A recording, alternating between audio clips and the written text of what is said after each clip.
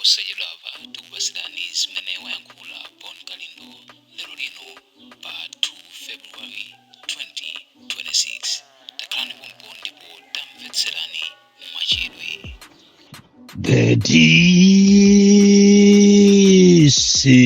Bedisi Presidenti wanthu osauka woyamba kuno ku Malawi. Ndikufuna ndinene kuti ine ndimayimirira Amalawi wosauka. Ine sindiyimirira Chipani, ine tusine wa DPP. Koma DPP yo ikachita bwino timayiyamikira. Koma ngati ingapange mbwerera timayibandula.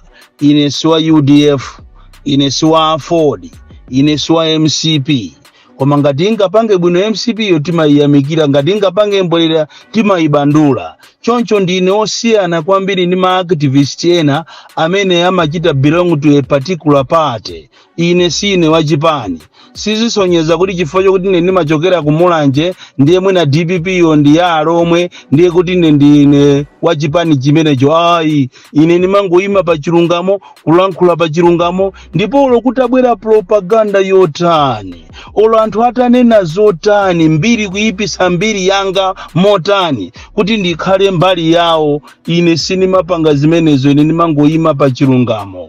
Leronso ndiyayimirira Amalawi, ndiyalirira mavenda, nkhani yathu yayikulu ikupita ku mavenda, komanso onse ogwira ntchito ku chipatala, komanso mboma amene akukumana ndi mavuto osiyanasiyana makamaka ikafika nkhani ya ma allowance. Komanso tiyalirira onse amene ma suppliers amene amapereka katundu wawo osiyanasiyana kuma private companies kapena mboma, kuwaunikira ndi kuwalirira mavuto amene amakumana nawo.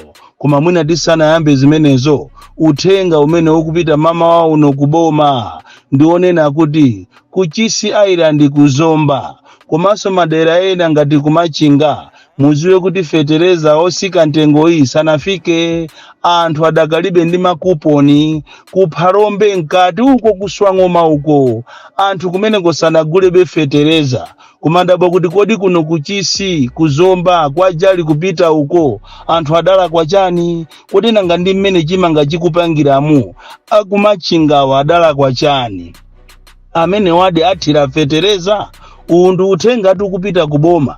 Choncho tikamala nkhula nyonjo enazo amanena kuti aye amene yoyo ndi wamisala, watumidwa ndi ya MCP, watumidwa ndi anthu osusa HRDC, amutuma anthu ena ache achithyola, amutuma ena ake achimwendo kuti azira nkhula zimenezo.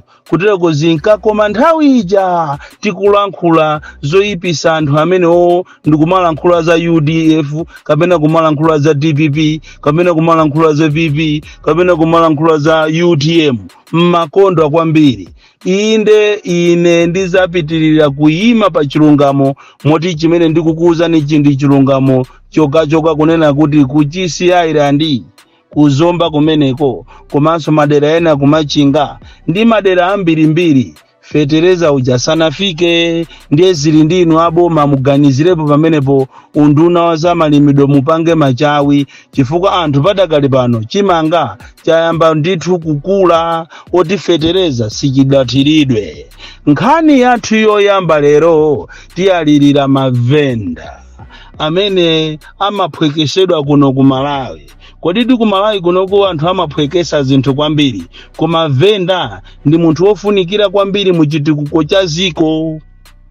Mwina timango chepesa venda kuno ku Malawi, koma venda ndi munthu wofunikira. Choncho mavenda akukumana ndi mavuto osiyanasiyana, mavenda aku Northern Region, mavenda aku Mzuzu, mavenda aku Lilongwe, mavenda aku Blantyre. Lero tiyambe kuwalirira mavenda aku Blantyre kwa achimwene anga a Jomo Osman, kunena kuti mukugwira ntchito yabwino kwambiri yoyipanga Blantyre limbi ikhale yooneka bwino.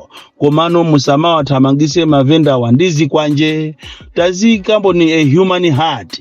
pakana kufika ndithu aosi apalimbe ndikumakwera nawo minibasi kumagwira anthu iniyo mukanapeza malo abwino amene akuyenera kuti anthu onse amavenda ogulisa zinthu zawo, ena chinangwa, ena mbatata, ena nandolo, ena anthochi azikakhala kumeneko, koma osakhala kufika saizi yoma amanga unyolo ngati anthu oni ma criminals, ifika saizi yoma amenya pakana muli ndi gulu lina achira zikwanje mabanya amene akumathamangisa mavenda wa ndi zikwanje. Ndikuona ngati pamene popo tikulakwisa, koma mukugwira ntchito yabwino kwambiri ku Blantyre City Assembly, ndipo ndi meya yekhayo Jomo amene akupanga zinthu zokupsa, amene anthu anamuderera, amene anthu anamunyoza, koma mwala okanidwa uja ndi umene tunamanga nyumba pangodya.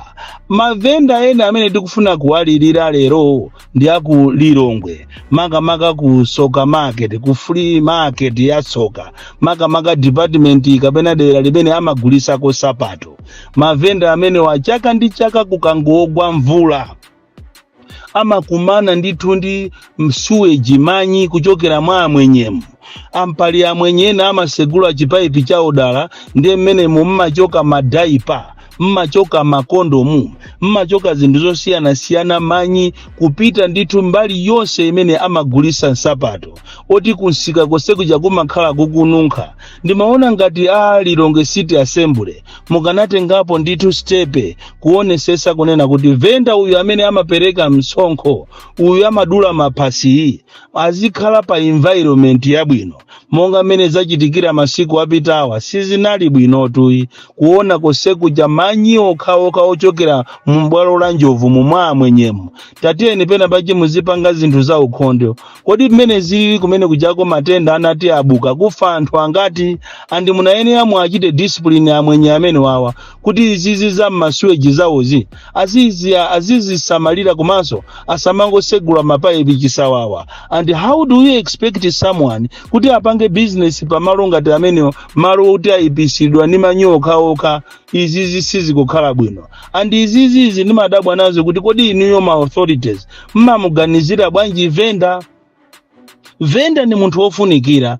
Venda ndi amene amakhala amapanga nawo chitukuko muziko lina liliyonse. Mwina kuno ku Malawi timango apwekeza, koma izizi zimene zimachitika ku bwalo la njovu every year in year out zimakhala zomvesa chisoni kwambiri. Taona nimene kunalili kuchokera Thursday last week, Friday last week, Saturday konsekuja kunali kukununkha. Anachita kulemba anthu ena aganyo kukakonzakonzako. Vuto lake ndionena kuti amwenye ambiri amaopedwa. Iniyo ma authorities mango pita kumiza kukakashako ndalama, koma kuti mwauze kuti khalani ya ukhondo si mafuna. Andi izizi zomapulisa masuwejizi maujeni zosa mapaipiwa zimene zizili kose ngakhale mulimbi kuchokera apo pashire Highlands mmakhala mukununkha manyoka okha mu town imene yalimbi. Mwina zisintha pamene abwera ajomomo. Chimodzimodzi so mavenda akumzuzu amavutika kwambiri,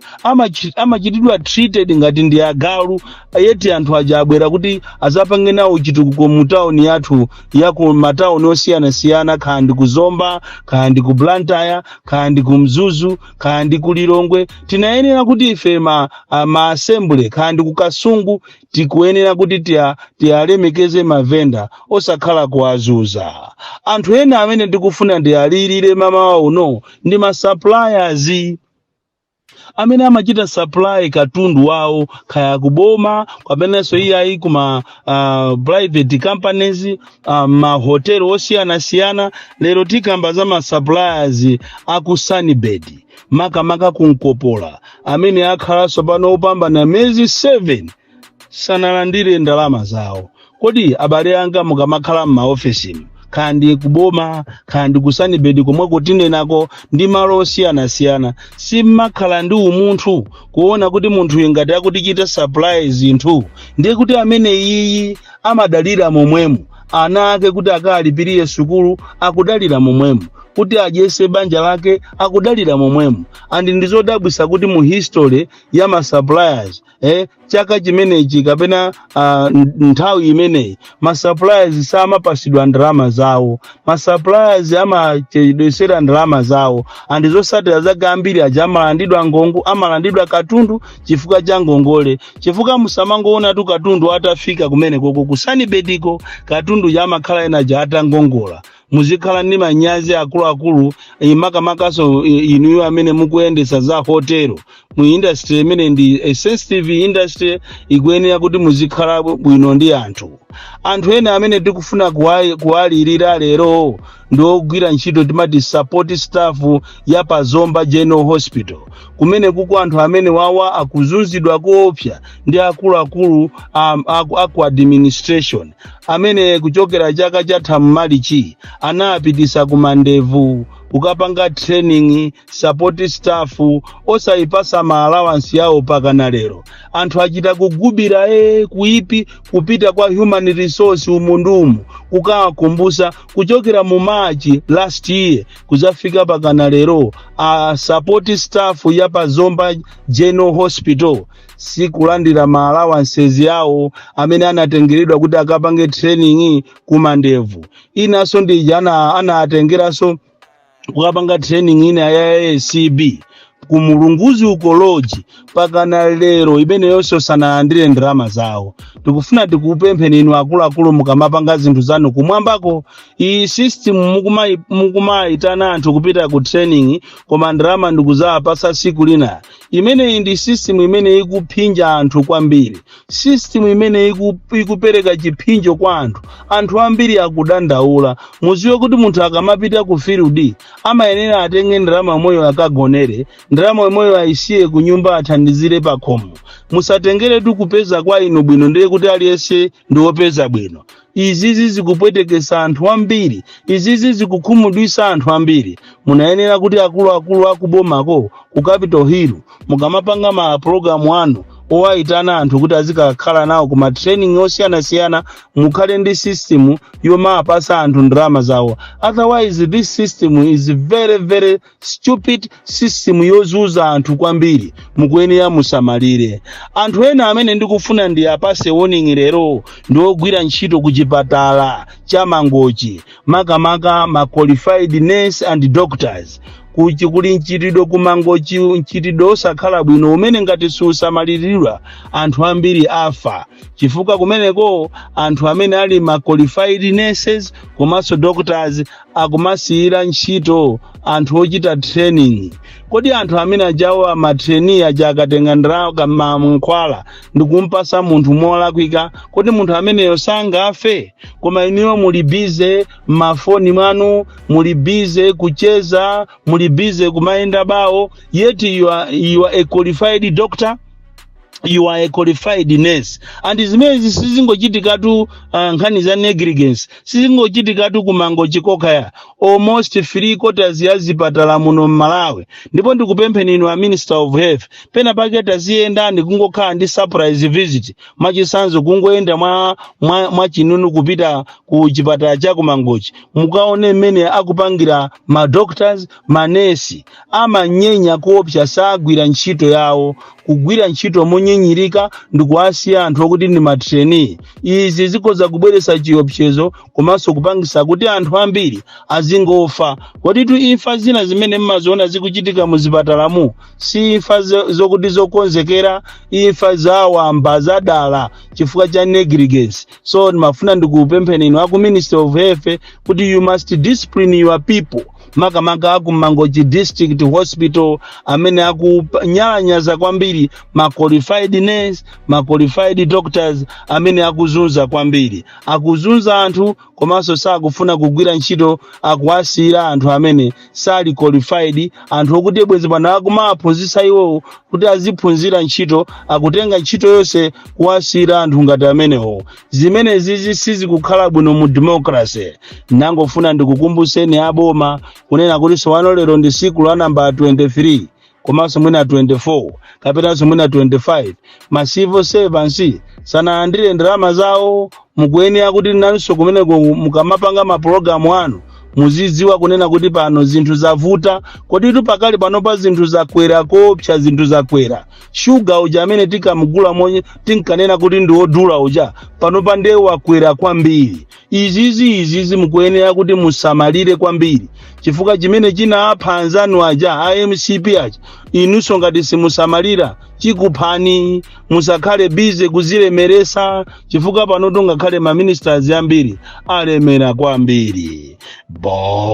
Bon Kalindo DC, mwana woopsa kwambiri, the most deadly and dangerous child from Jeza Village, T.A. Mabuka, Box 76, Mulanje, Malawi, Southern Africa.